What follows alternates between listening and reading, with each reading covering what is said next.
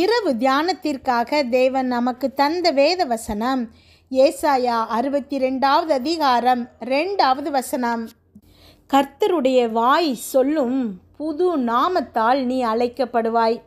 கிறிஸ்துவுக்குள் பிரியமானவர்களே, நிறைய எதிர்மறையான பெயர்களை உங்களுக்கு சூட்டி பிசாசானவன் உங்களை அழைக்கணும் அப்படின்னு சொல்லிட்டு விரும்புகிறான். அவன் உங்கள் எதிரியாக இருக்கிறபடியினால் நிறைய எதிர்மறையான பெயர்களை உங்களுக்கு வைக்கிறான்.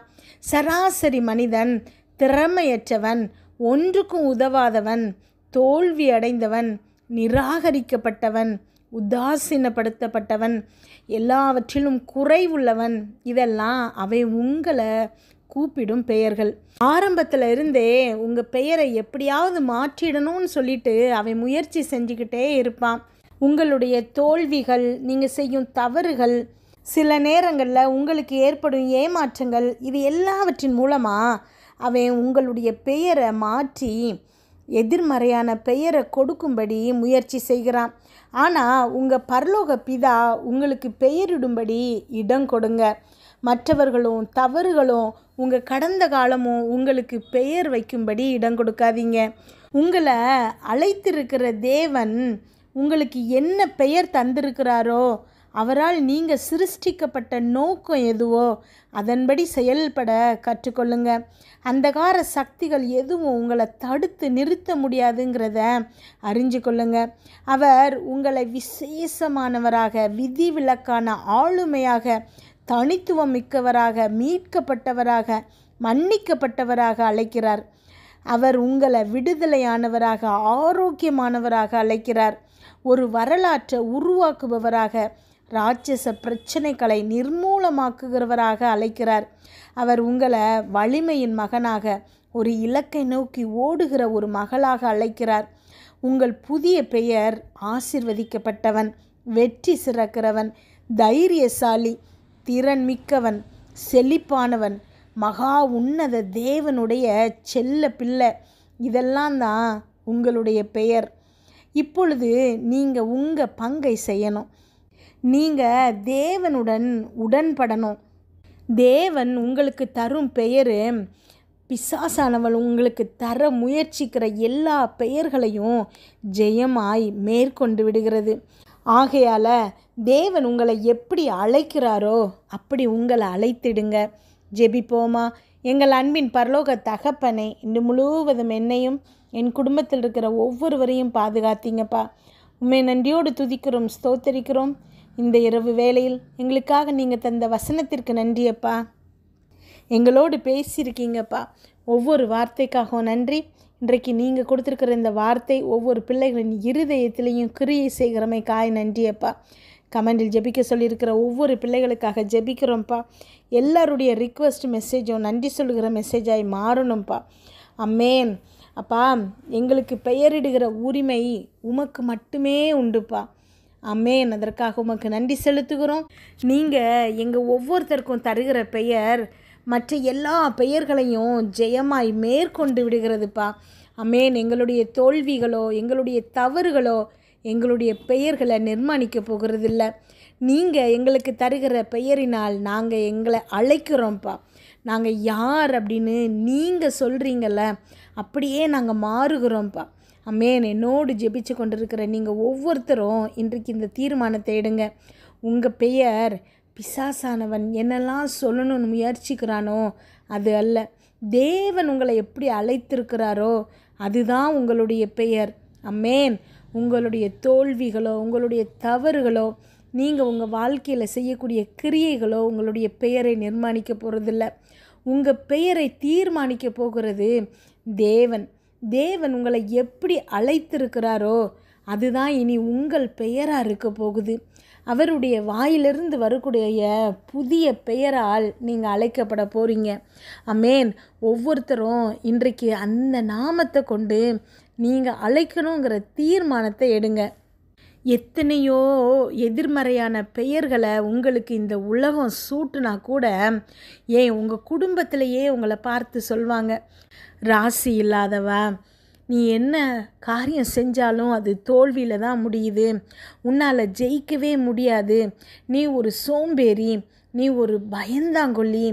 இன்னும் எத்தனையோ பெயர்கள்னால் உங்களை அழைக்கலாம். உங்களுக்கு மிகவும் நெருக்கமானவங்க கூட அந்த பெயர்களை சொல்லலாம். இல்லை, வேலை பார்க்குற இடங்களில் உயர் அதிகாரி, கூட வேலை பார்க்குறவங்க எல்லாரும் உங்களை மட்டம் தட்டி நிறைய பெயர்களால் அழைக்கலாம். ஆனால் தேவன் உங்களுக்கு சூட்டுகிற பெயர் தான் நிரந்தரமானது. அந்த பெயரால் தான் நீங்கள் அழைக்கப்பட போகிறீங்க. ஆமென். அந்த பெயர் உங்களை ஆரோக்கியமானவன், திறமையானவள், உலகத்திலேயே மிக மிக சந்தோஷமாக இருக்கணும்னு அழைக்கப்பட்டவங்க. இப்படி எத்தனையோ பெயர்களை தேவன் உங்களை குறித்து வேதத்தில் சொல்லியிருக்கிறாரு, உங்ககிட்ட பேசியிருக்கிறாரு. இன்றைக்கு அந்த பெயர் மற்ற எல்லா பெயர்களையும் தோற்கடிக்க போகுது. மோசே தன்னுடைய கையில் இருந்த கோலை கீழே போடுகிறான். எகிப்தில் இருந்த மற்ற மந்திரவாதிகளும் கீழே போடுறாங்க. பார்த்தா எல்லாருடைய கோலும் சர்ப்பமாக மாறுது. ஆனால் சர்ப்பமாக மாறிய மோசேயுடைய கோல் எல்லாத்தையும் விழுங்கிறது. ஆமென். இன்றைக்கு அப்படித்தான் உங்களுக்கு எதிர்மறையாக பிசாசானவன் கொண்டு வரக்கூடிய நோயாளி, கடனாளி, இன்னும் எத்தனையோ பெயர்கள், இது எல்லாவற்றையும் தேவன் உங்களை அழைக்கும் புதிய நாமம் விழுங்கி போடுது. ஆமென். இது எல்லாவற்றையும் தேவன் மாற்றி அவர் உங்களை அழைக்கும் புதிய பெயர்னால் அழைக்க போகிறாரு. ஆமென். அதே நாமத்தினால நீங்களும் உங்களை அழைக்கும்போது தேவன் நிச்சயமாக உங்களை ஆசீர்வதிக்க வல்லவராக இருக்கிறாரு. இன்றைக்கு என்னோடு ஜெபிச்சிட்ருக்கிற நீங்கள் ஒவ்வொருத்தரும் எடுக்க வேண்டிய முயற்சி என்ன அப்படின்னா, தேவன் உங்களை என்ன சொல்லி அழைக்கிறாரு அப்படின்னு தான். ஆமென். நீங்கள் பயந்து போய் இருக்கலாம். தேவன் உங்களை பராக்கிரமசாலியேன்னு கூப்பிடுகிறாரு. ஆமென். உங்களுக்கு பலமும் அன்பும் தெளிந்த புத்தியும் உள்ள ஆவியை தேவன் கொடுத்துருக்கிறாரு. நீங்கள் எதற்கும் அடிமை கிடையாது. உங்களை தேவன் விடுதலையாக்கி இருக்கிறாரு. ஆமென். அதனால் யாரும் உங்களை அடிமைன்னு கூப்பிட முடியாது. குழந்தையே இல்லாத ஆபிரகாமுக்கு தேவன் தேசங்களின் தந்தைன்னு புதிய நாமத்தை சூட்டினார். அப்படித்தான் இன்றைக்கு உங்களுக்கு கண்களில் பார்க்கறதுக்கு ஏகப்பட்ட கடனில் சிக்கி இருந்திருக்கலாம். கடனாளின்னு சொல்லிட்டு எல்லாரும் உங்களை கூப்பிடலாம். ஆனால் தேவன் உங்களை அழைக்கிற பெயர் செல்வ சீமான், செல்வ சீமாட்டி, ஐஸ்வர்யவான் அப்படின்னு உங்களை கூப்பிடுகிறாரு. ஆமென். அதுதான் நிலையான பெயர். ஹல்லேலூயா. உங்களை சுற்றி இருக்கிறவங்க எல்லாரும் உங்களை பார்த்து என்ன வேணாலும் சொல்லட்டும். ஆனால் நீங்கள் தேவனுக்கு செல்ல பிள்ளைகளாக இருக்கிறீங்க. மீதி எல்லா பெயரையும் விட இந்த ஒரு நாமம் போதும். உங்களை உன்னதத்தில் அவரோடு அமர செய்கிற தேவன் நம்ம கூட இருக்கும்போது, அவரை நாம் ஆராதிக்கும்போது இந்த உலகத்தில் மற்ற எதுவும் நம்மளை எதுவுமே செய்ய முடியாது. ஆமென். எதை குறித்தும் நீங்கள் கவலைப்படாதீங்க. உங்கள் கண்ணு முன்னாடி இருக்கக்கூடிய எந்த பிரச்சனையும் பெருசாக நினைக்காதீங்க. அது நீங்கள் கண்மூடி முழிக்கிறதுக்குள்ளே காணாமல் போயிடும். இது எல்லாவற்றையும் உங்களை விட்டு தேவன் கடந்து போக செய்வார். ஆமென். அவருடைய கரம் உங்களோடு இருக்கிறத நீங்கள் உணர போகிறீங்க. மற்ற எல்லா பிரச்சனைகளையும் தேவன் உங்களை விட்டு விலக்கி நீங்கள் அவருக்குள் சந்தோஷமாக இருக்க வைக்க தேவன் போகிறாரு. ஆமென். இன்று இரவு நீங்கள் சுகமாக தூங்குங்க. உங்களை சுற்றி தேவனுடைய இரத்தத்தை தெளிக்கிறோம். ஆமென். இயேசு கிறிஸ்துவின் வல்லமை உள்ள இரத்தம் உங்கள் வீட்டை சுற்றி தெளிக்கப்படும் போது எல்லா விதமான பொல்லாப்பு, பொறாமை, எரிச்சல், கெட்ட ஆவிகள், பில்லி, சூனியம், மந்திரம், செய்வினை, பாவம், சாபம், நோய், விபத்து எல்லாவற்றிலிருந்து உங்களை அது விடுதலையாக்கும். ஆமென். நாளை காலை எழுந்திருக்கும் போது உங்களை புதிய கிருபையால் தேவன் தாங்க போகிறாரு. உங்கள் இருதயம் முழுவதையும் அவருடைய கிருபையினாலும் சமாதானத்தினாலும் நிரப்புவார். ஆமென்.